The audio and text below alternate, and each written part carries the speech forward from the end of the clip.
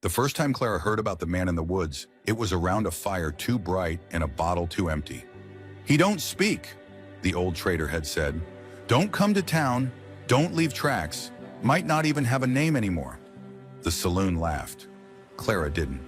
She just tucked the story away, like she did with all the others. That's what she did after all. She gathered stories, from barkeepers and blacksmiths, children and drunks. She shaped them into tales for quiet cabins, dusty porches, and the rare stranger who'd trade a coin for a good ending. But some stories felt different when you heard them. And this one, about a man who once burned down his own name just to live where no one could find it. This one tugged. So Clara saddled her mule, packed her notebook, and rode north. Not because she believed the tale, but because something in her did. And sometimes the only way to break a legend is to find the man at the center of it. The trees change first, not in color or shape, but in sound. Back in the south, the forest buzzed. Crickets, birds, wind threading between leaves like music. But here, in the north woods, everything was muffled. Still, like the trees were listening, not singing. Clara reined in her mule near a slanted ridge and let the silence settle. No birds, no creaking branches, not even the echo of her own breath. Just quiet, old quiet, the kind that came before language. She clicked her tongue and nudged the mule forward. The trail was little more than memory, half-worn tracks through pine needles and patches of rock, overgrown and reluctant to lead anywhere at all. If not for the trader's directions and a folded scrap of charcoal sketch she'd traded for in a mining town, she might have turned back. But the story was already inside her now, and stories didn't like being left unfinished. Clara had been traveling for 6 days, one bedroll, one water skin, a pouch of dried apples and biscuits that crumbled if you looked at them too hard, and her notebook. Always her notebook. It was tucked in her satchel, bound in leather and soot, pages filled with stories not her own. She hadn't written her own story in years, not since her brother died. Not since she realized that some memories were easier to carry when dressed up as fiction. But now she wondered what kind of tale she was writing herself into. A woman riding alone into a forest everyone else rode around. A name whispered like a warning. Reed. No last name. No age. Just read, like a sound you weren't supposed to say too loud. "They say he burned his own house down," the old trader had told her. "Said he was trying to kill the past. Didn't work." "What did he do?" she'd asked. But the man had only shaken his head. Don't matter what he did. He stayed. By late afternoon, the sky turned gray with the kind of clouds that like to watch before they cried. Clara tugged the brim of her hat lower and pressed forward. The mule named Ribbon didn't argue, but didn't hurry either. They moved like a story drifting toward its climax, reluctant but inevitable. And then she saw it, just past the bend in the pines. A clearing, wide and half wild. At its center, a cabin, not collapsed but clearly aged. Roof patched with bark, chimney crooked, smoke, thin and threadbare, rose like a question. And there, on the far side of a chopped wood stack, stood a man. He wasn't tall but broad, built like he'd been carved by something mean.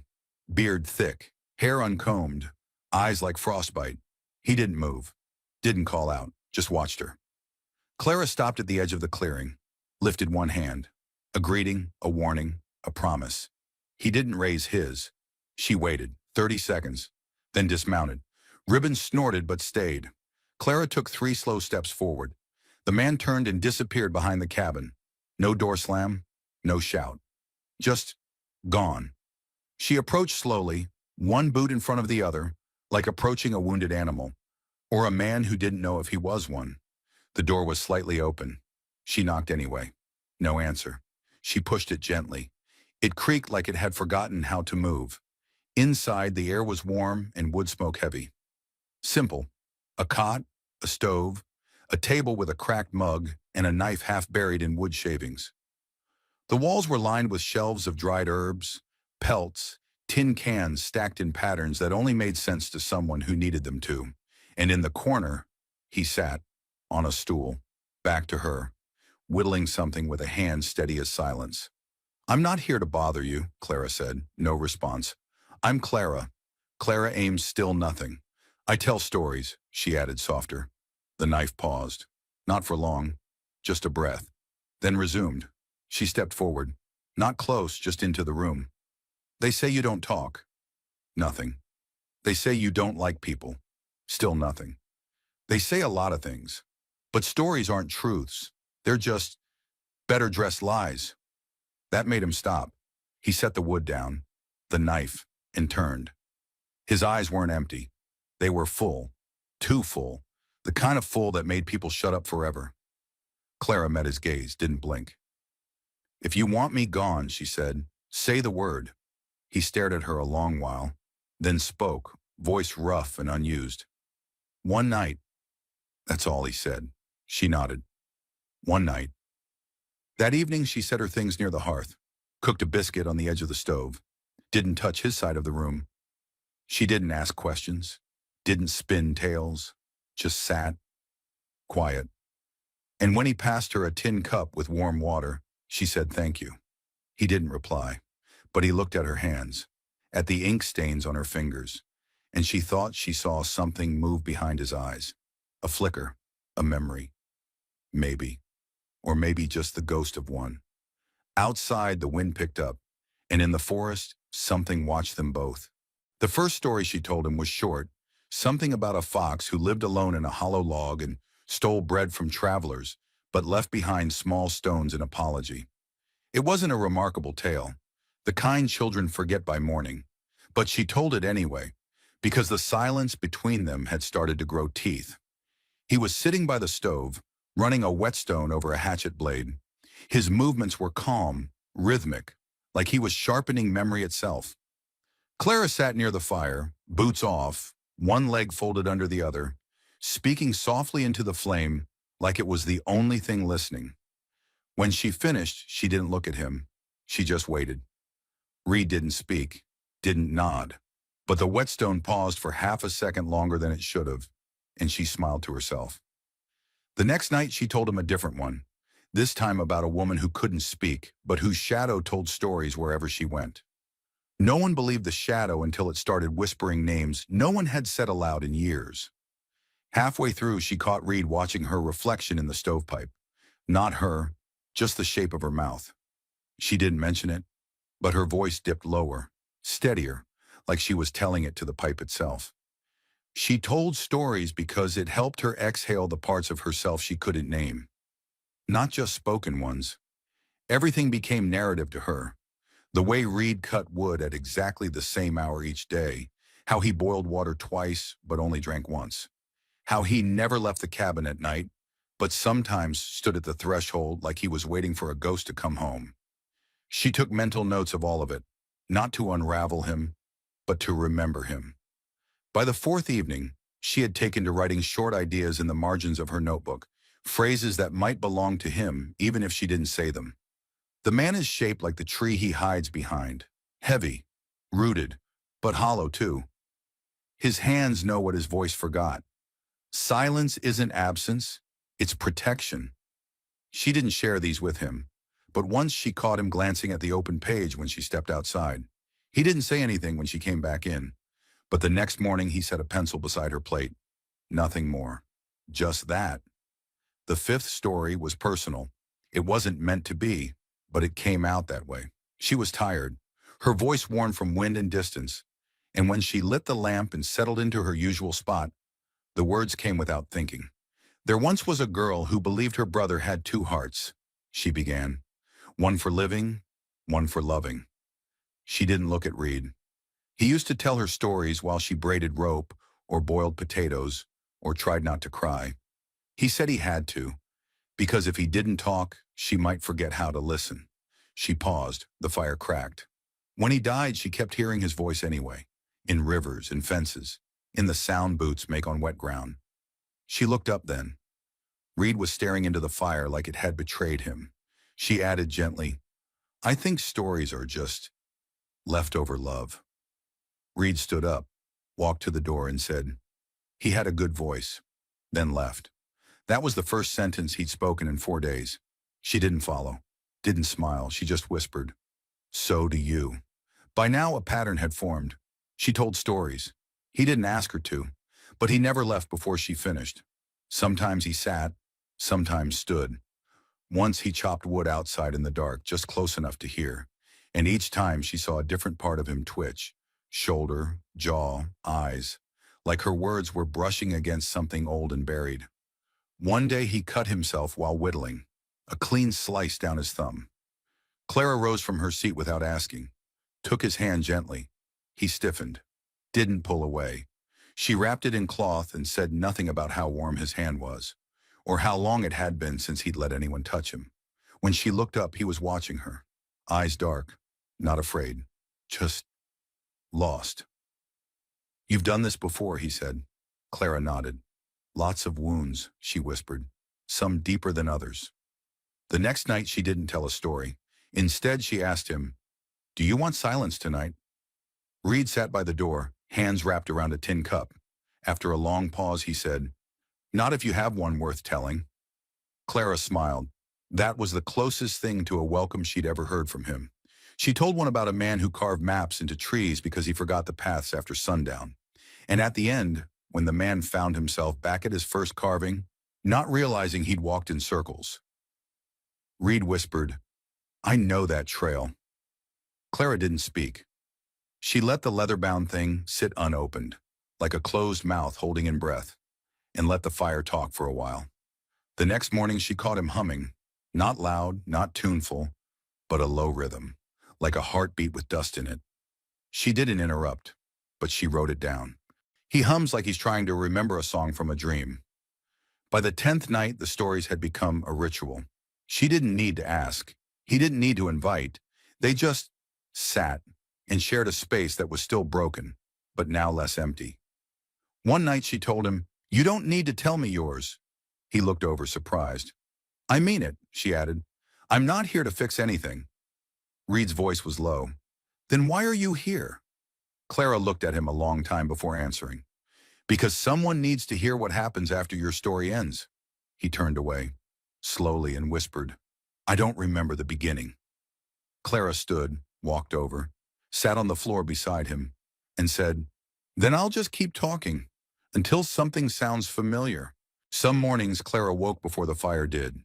She would sit by the hearth in the gray light, wrapped in a blanket that smelled faintly of smoke and pine, listening to the breath of the cabin shift as the forest woke up. That was when she felt him most. Not Reed the man, but Reed the absence. She still didn't know who he had been, but she was starting to know who he was in the way his boots always pointed toward the door even when he was seated, in how he touched wood like it might tell him something, and how his hands moved faster when she sang under her breath. She never meant to stay this long, but the days bled into each other, quietly without edges, and soon her notebook was full of pages that weren't meant for trade. They were for him, for the way he tilted his head when she mentioned rivers, for how he reached for things with his left hand first, as though the right had forgotten it was once dominant, for how when she laughed suddenly, his silence wasn't cold, it was choosing, but his breath caught like it remembered joy. One afternoon he fell. It wasn't dramatic, a misstep on a wet patch of stone near the woodpile, but the sound of him hitting the ground, bone and breath and bark, shook something loose in her. She was at his side before he could rise. He hissed when she touched his ankle, but didn't push her away. "Twisted," she muttered, fingers gently testing the swelling. "You'll need to stay off it." He grunted. Clara helped him inside, one arm around his waist. He leaned heavily on her, and for the first time, she felt the weight he carried in more than just silence. She sat him on the edge of the cot and knelt.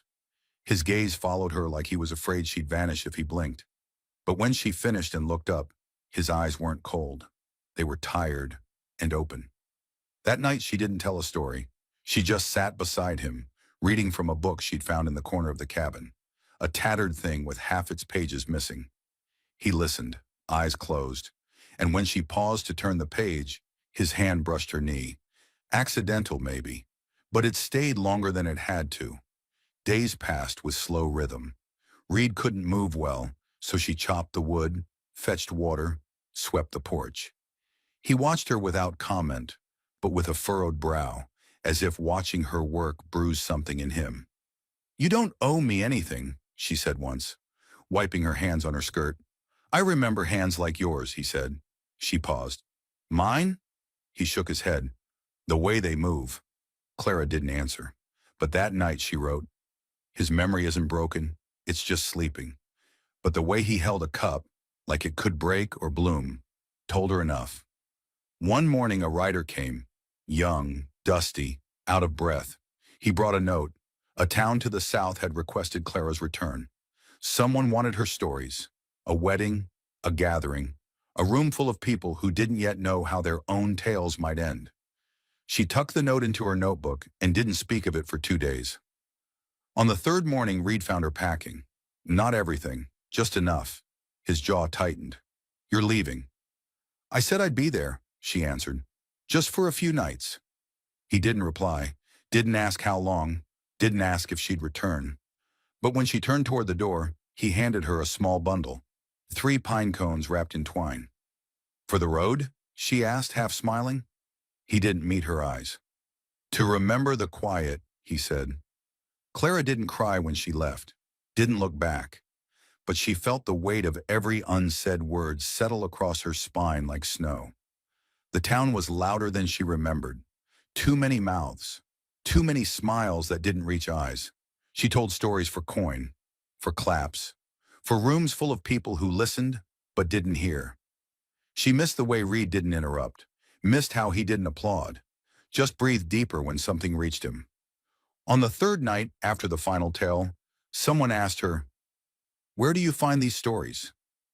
Clara stared at her boots for a long moment, then said, "Sometimes they find you."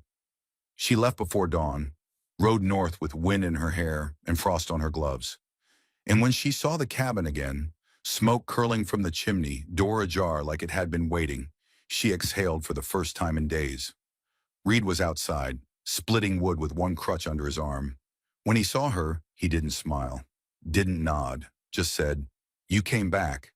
Clara swung down from the saddle, tied ribbon to the post, walked up the steps. "Of course I did." That night she told him a new story, one about a woman who found a man in the forest, broken not in bone but in memory, who didn't ask for her help, but accepted it like fire accepts air. And how, when she left to find herself, she realized she'd already been found. Reed didn't speak, but he reached out, took her hand, and traced the curve of her knuckle with his thumb. And when she looked up, she asked, "Do you remember me?" He shook his head slowly. "But my hands do." The town of Braxton Hollow sat in a bend of the river like it hadn't yet made up its mind whether to stay. It was the kind of place that only asked questions when they were about the weather or the next supply wagon, not people, and certainly not stories. Clara arrived at dusk, dusty, quiet, and half thinking about the man she'd left standing in a clearing 3 days north. She hadn't written since she left, not because she had nothing to say, but because she wasn't sure who would listen anymore. The innkeeper greeted her like a cousin lost to marriage. "You're early," he said, eyes squinting. "The wedding's not till Sunday." Clara gave a polite smile. "I'm not here for the wedding." "No? Then why'd the preacher send word?" She didn't answer right away, just took the room key, tipped her hat low, and climbed the stairs like the walls might collapse under more questions. Her room smelled of soap and stale books. She placed her satchel on the small desk by the window. The same notebook she'd carried into the forest lay inside, unopened. The pages at the back still curled from fire warmth. The faint smell of pine smoke lingered in the leather binding. She didn't open it. Not yet. That night, her voice curled around the fire like a blanket, wrapping them both in something older than memory. The room was full of oil lamps, tired parents, and wide-eyed children who leaned in with each breath she drew. They laughed where they should, gasped when she let silence linger just long enough. Clapped like applause could undo something broken. And still, she felt hollow. The room was full, but not listening. Not like he did, not like Reed. Back at the inn, she lay awake long after the candle burned low. She watched the shadows stretch across the ceiling, tried to remember the sound of his footsteps, the exact cadence of his voice when he'd said, "You came back." The second day was brighter. The baker brought fresh bread. A child drew her a picture of a fox with antlers. The preacher asked if she'd perform at the wedding. Clara smiled through all of it, but her notebook stayed closed. Her hands itched for work, her chest for weight, like both had forgotten how to feel full. That night, she finally opened the notebook. Not to write, just to look. Between the pages, pressed between a leaf and a torn corner of a receipt, were the 3 pine cones Reed had given her. She hadn't realized she'd kept them. She touched one and whispered, "I'm not done, am I?" The pine cone didn't answer, but her fingers remembered his hands, and that was enough. On the 3rd morning, she woke before the bells, packed without sound, paid the innkeeper, refused the preacher's coins, and rode out before the town had time to ask why. The trail north was colder. Maybe it was the wind. Maybe it was the distance she'd put between herself and the only man who'd never asked for her story, only offered her a place inside his silence. By sundown, the trees returned. So did the hush, the kind that settled around your ribs and reminded you what breathing used to feel like. She passed the bend in the ridge, saw smoke rising, but it wasn't from the chimney, it was from the porch. Something burned. She kicked Ribbon forward, faster, heart thudding. Not panic, not yet, just urgency, raw and full of thorns. The cabin came into view. The front steps were scorched, the table overturned. Ash scattered across the clearing like someone had tried to forget too quickly. But the door was open. She dismounted and ran. No thought, just legs, just breathe, just the sound of her name. Clara, his voice, from inside. She stumbled through the doorway, and there he was, standing, smoke-smudged, eyes sharp. He had a cut above his brow and ash on his arms, but he was whole. He was him. "What happened?" she asked, chest tight. Reed looked at her a long moment. Then, "Fire caught on a coat. Old oil. Fool mistake. Why didn't you put it out?" "I tried." She moved toward him, touched his hand. It trembled. "I thought I'd lost you." Her words barely rose above breath, but they landed like a vow. He blinked. "I thought I'd lost me," he said. They sat together on the floor that night. No fire, just stars through the window and the faint crackle of memory. She held his hand. He didn't let go. "I went to finish my story," she said. "And it wasn't mine to finish." He turned his head, looked at her like a man seeing sunlight for the first time after years of shade. "You think this is a story?" he asked. She nodded. "It's all I know how to hold." He squeezed her fingers, then said, "Then hold me."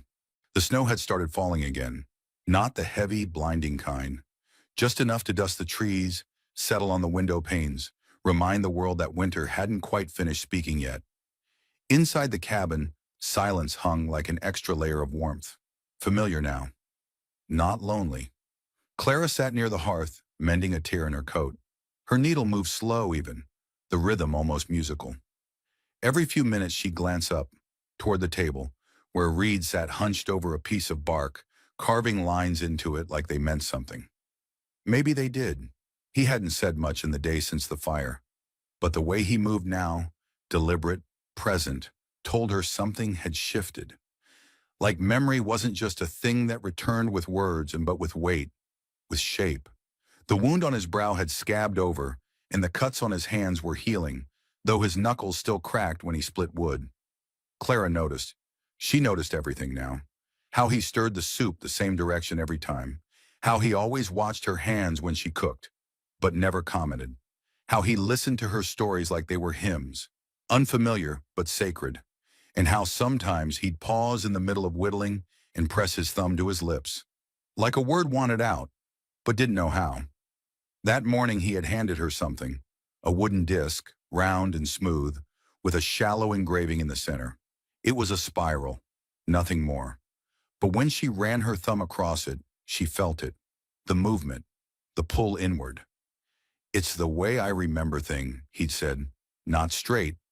She kept it in her pocket after that. Touching it made her feel closer to whatever part of him was still on its way back. On the 7th day after her return, she found him standing in the doorway, staring at the sky like it owed him an answer.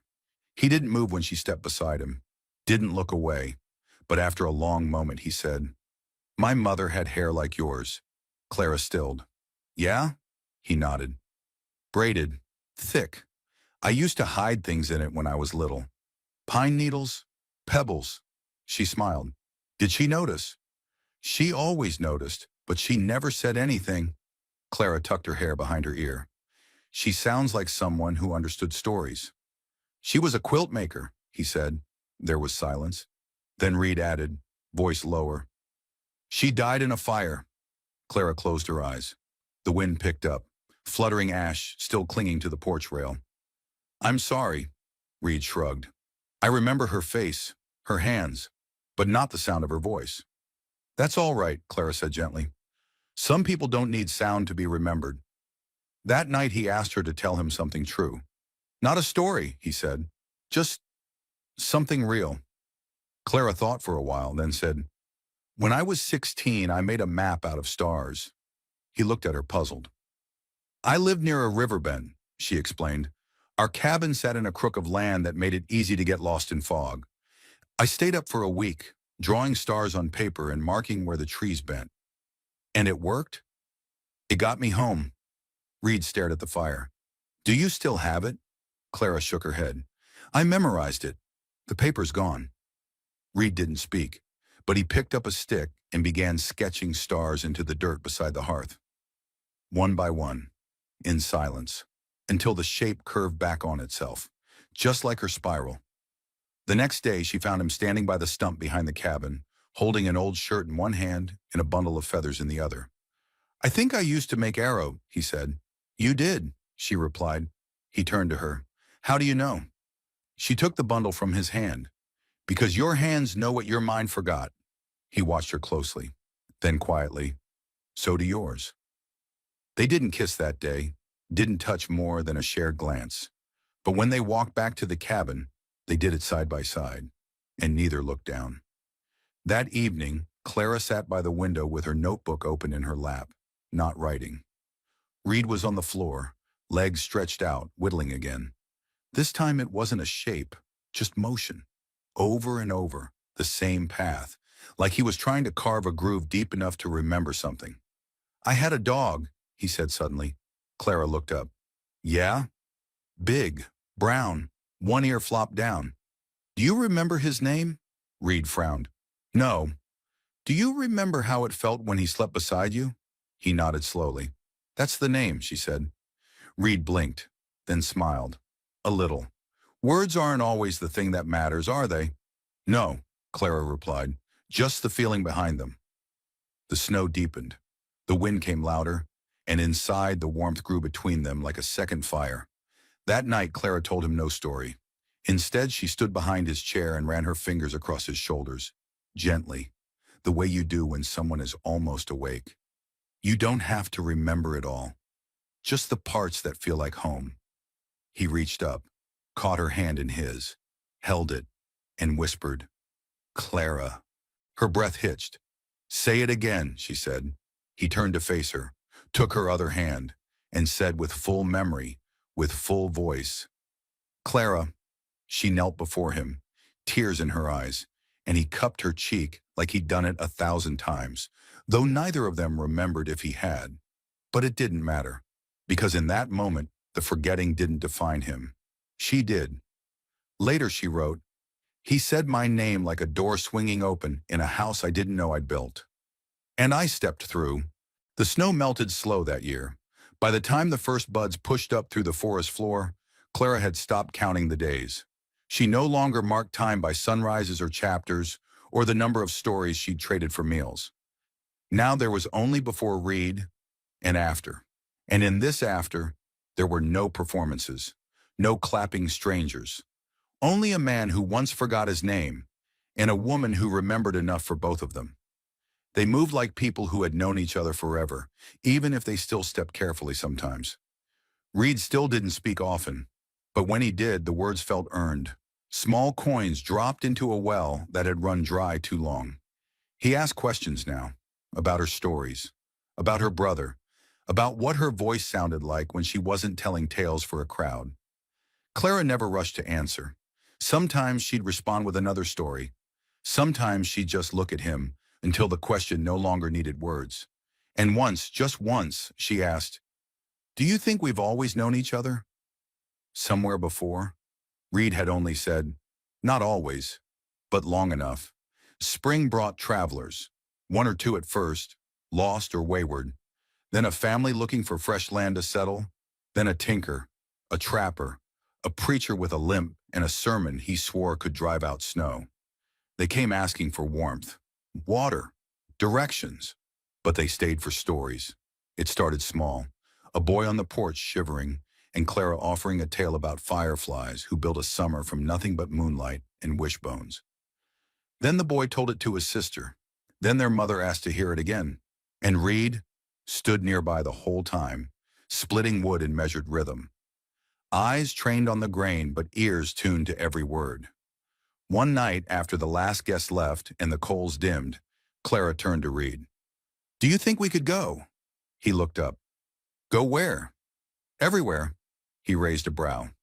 "There are places that don't have stories yet," she said. "Or maybe they do, but they're not finished.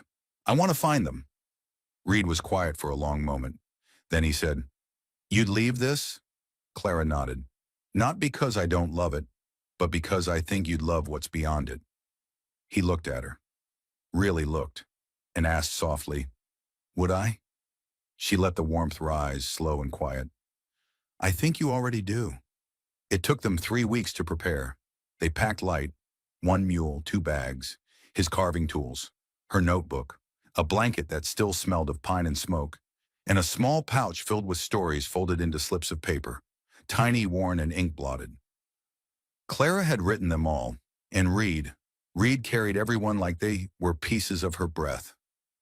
They left the cabin before sunrise, didn't say goodbye, didn't need to. They rode until the trees thinned, until the air smelled of rivers and dust instead of wood smoke and memory. And when they made camp that night under stars that blinked like old friends, Clara lit a small fire. Reed sat beside her, hands still. She passed him the notebook. He didn't open it, just rested it on his knee, and said, "You start." So she did. Her voice wove through the dark, low and steady. She told of a woman who once lived inside other people's stories until she met a man who didn't want to hear them. He wanted to live one.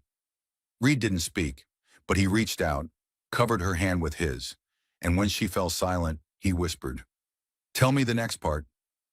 They traveled slow, through pine valleys and red dirt plains, sometimes on foot, sometimes by mule, sometimes by memory. They stayed where people needed warmth or quiet or something not quite named. She told stories. He carved tokens, small wooden leaves, stars, feathers, and left them on doorsteps. No charge, no names. Only proof that someone had passed through and listened. Once a child asked, "Are you two married?" Clara smiled. "No." "Why not?" Reed answered. "Because some people are bound by names, and others by stories." By summer, they had walked through 3 towns, crossed 2 rivers, and shared more words than Clara could ever write down. One night, camped beside a dry creek bed, Clara found herself quiet. Reed noticed. "You haven't told a story in 2 nights," he said. She shrugged. "I don't think I need to anymore." He frowned slightly. "Why?" "Because I'm not collecting endings anymore," she whispered. "I'm living one." Reed took her face in his hands then. He kissed her once, slow, careful, like he was afraid to break the silence that had held them for so long. And when they parted, he rested his forehead to hers. "Then tell me," he said, "how does it end?" Clara smiled and said, "It doesn't." They didn't ride off into the sunset. They rode into something quieter, the kind of ending that doesn't echo, only lingers. He didn't recover every memory. She didn't tell every story, but together, they became the kind of tale people whisper about long after the fire's gone out. Not for the words they shared, but for the silence they survived. Because sometimes we don't need a perfect past, just someone willing to walk beside us into a future we don't have to narrate alone. What part of their story felt like a piece of yours? Let us know in the comments and tell us, where in the world are you watching from tonight? We read every single one,